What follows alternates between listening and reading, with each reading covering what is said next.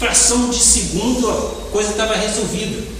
Não foi do jeito que eu esperava, porque estava com meu amigo e eu fui para tirar do meu amigo e passar por uma imobiliária conceituada. Mas eu estava na escada e de repente aconteceu. Quer dizer, basta você orar, basta você acreditar e basta você exercer autoridade. O que o teu coração deseja?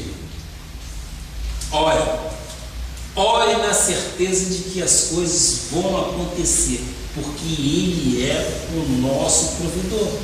Vamos um pouquinho mais abaixo, Apocalipse 3, versículo 21, acima, né? Ao vencedor dar-lhe-ei sentar-se comigo no meu trono, assim como também eu venci e me sentei com meu Pai no seu trono. A questão de sentar-se com seu Pai, isto é figurativo, porque lá no céu não tem lado direito e lado esquerdo. Quando se diz a destra, nós já falamos sobre isso, quando se diz a destra, é pleno poder de conhecimento, ou seja, você tem que conhecer para que você seja um vencedor.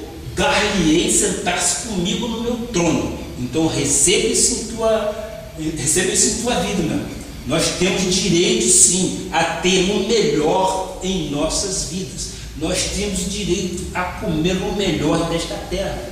Romanos 8, versículo 37. O que diz a palavra? É um versículo que é demais conhecidos da igreja, sim, dos irmãos. Diz a palavra: em todas estas coisas, porém, somos mais que vencedores por meio daquele que nos amou. Quem que nos amou primeiro? Jesus Cristo. Ele foi a primeira manifestação de amor em nossas vidas. Quando ele lá foi e disse consumado esto, ele ali estava amando em primeiro lugar nossas vidas. Na vida espiritual, nós já reinamos, mas para reinarmos também na vida natural, ou seja, no dia a dia, é preciso aprender alguns princípios da palavra de Deus, submeter a nossa vida em abundância ao Senhor Jesus. Só assim vamos crescer em maturidade espiritual e desenvolver cada dia mais o caráter de Deus em nossa vida. Deus está muito interessado no nosso caráter do que no nosso conforto material, porque este conforto é consequência das promessas de Deus. Ele nos predestinou para sermos como Ele quer que sejamos, segundo o seu caráter. Então, meus amados, Ele está mais preocupado no nosso caráter do que no nosso conforto espiritual. E é uma grande verdade. A consequência é exatamente aquilo que nós dissemos lá no momento do ofertório. As demais coisas vos serão acrescentadas. São isso. São as consequências, ou seja, vamos aguardar em Deus as promessas dele para as nossas vidas. Vamos tomar posse. Vamos ser obedientes àquilo que Deus quer para que nós façamos. Mateus 11, versículo 29 diz: tomai sobre vós o meu jugo e aprendei de mim. Que recomendação, né? Tomai sobre vós o meu jugo e aprendei de mim, que sou manso e humilde de coração, e achareis descanso para a vossa alma. É esta plenitude de vida. É isto que Deus quer que façamos. E Ele diz: aprendei de mim, aprendei dele, porque Ele é manso e humilde de coração. E nós vamos achar descanso para as nossas almas. Sim, é o ponto que eu chamo de equilíbrio. Nós temos adversidades na vida, sim, temos, mas nós temos que ter um ponto de equilíbrio para que não sejamos vencidos pelo mal. É o chamado exatamente, aprender dele, que nós estamos fazendo, que ele é manso e humilde de coração, e acharemos descanso nele. É esta tranquilidade que eu tenho, o meu amado tem, é de descansar no Senhor, apesar das dificuldades, digamos, seculares. O que acontece na Europa não nos atinge.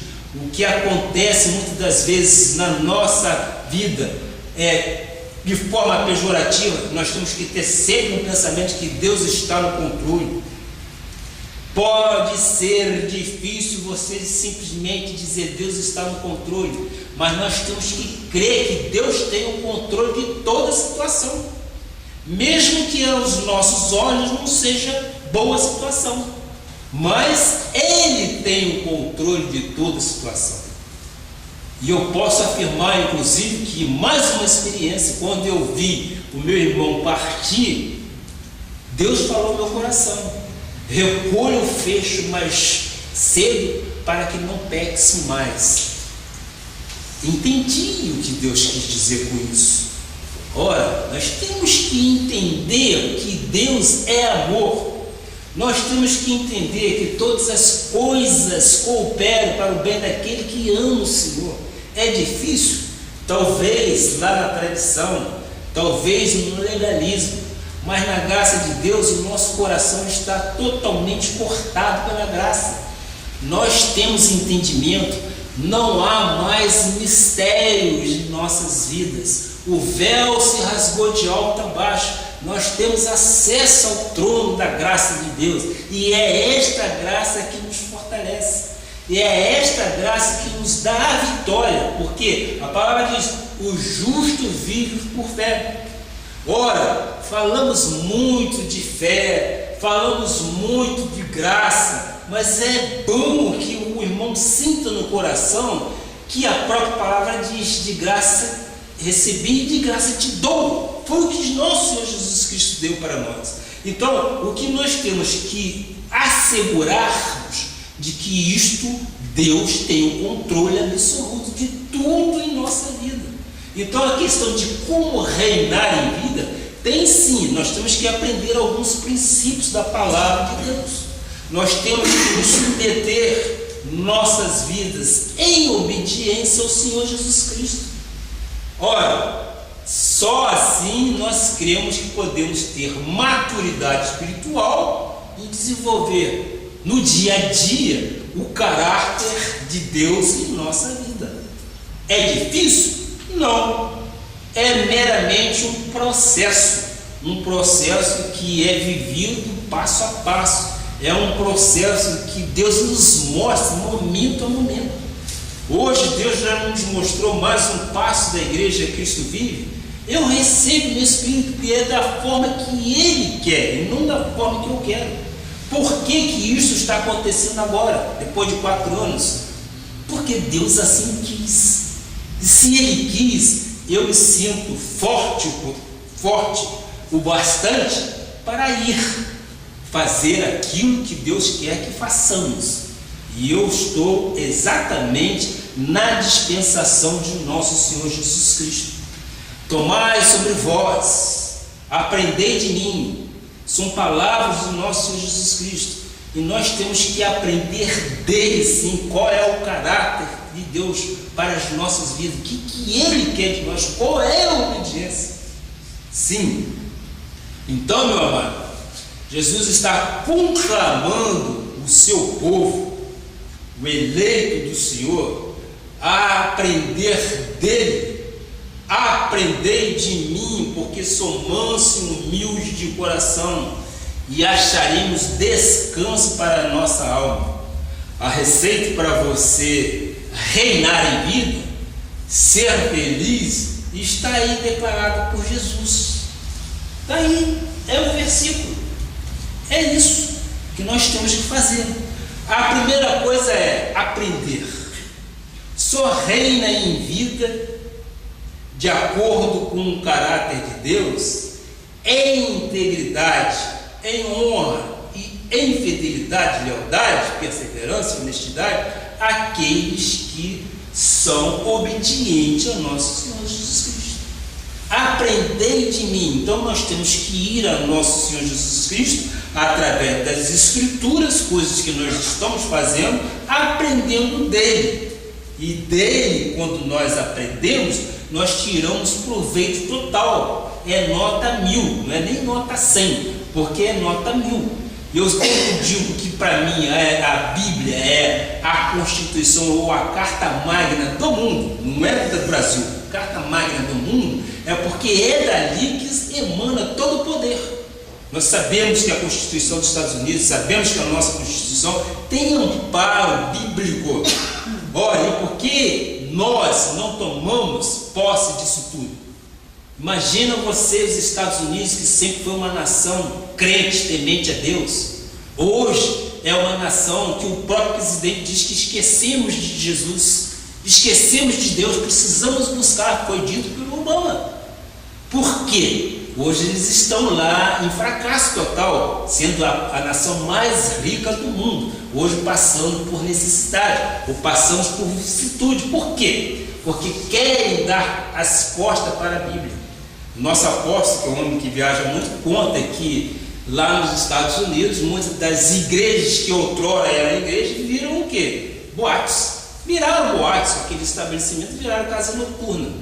Deram as costas. E Deus não se agrada disso. Qual é o caráter que Deus quer de nós?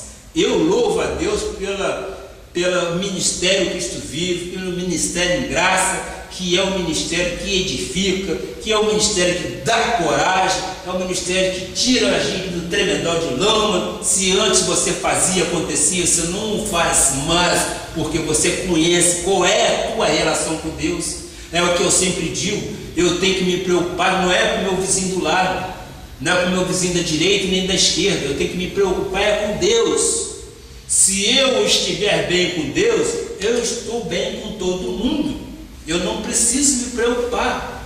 Quantas vezes eu passeando na praia lá no Rio, chegava alguém, ô abençoado, onde é a igreja tal? Eu falei, caramba, ele me conhece, mas eu não conheço. Ou seja, nós não conhecemos a todos, mas eles nos conhecem, quem é o crente. Então, eu sempre disse, isso é o meu testemunho lá perante os pastores, perante os presbíteros da igreja, eu sempre dizia o seguinte: eu me preocupo com Deus, eu não me preocupo com o homem natural. O homem natural tem as suas divergências, nós temos, sim, sabemos, mas eu me preocupo com o autor e consumador da nossa fé, que é Jesus Cristo. E eu agindo assim, eu sempre dizia o seguinte: nunca ninguém vai me pegar, e nunca pegará mesmo, eu com um copo de cerveja ou eu com um copo de caipirinha, que se bebe muito na praia, principalmente lá no Sudeste, né? Nunca. Por quê? Porque eu e minha esposa estamos passeando, caminhando, fazendo caminhada, daqui a pouco alguém me pergunta, o abençoado, mas eu não sei quem é. Mas o que é isso?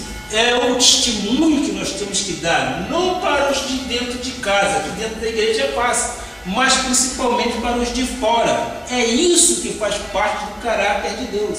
Quando você tem isso formado na sua mente, Deus começa a agir, Deus começa a te honrar em tudo. Então a primeira coisa, volto, é aprender. Abençoado, vive de acordo com o caráter de Deus. Não negligencies a graça de Deus. Ser um ouvinte operoso e praticante da palavra de Deus. Sendo assim, reinarás em vida e serás bem-sucedido em tudo que realizares. É desta forma que eu faço crer que nós temos que agir. Quando tu pedes, Deus, eu quero passar neste concurso, eu preciso passar nesse concurso, tem 1000, mas Deus vai te selecionar. Eu já dei o exemplo aqui da minha filha. É isso que acontece. Por quê? Porque Deus é por ti, meu amado. Deus é amor e Deus te quer bem. Basta que você tenha alguns princípios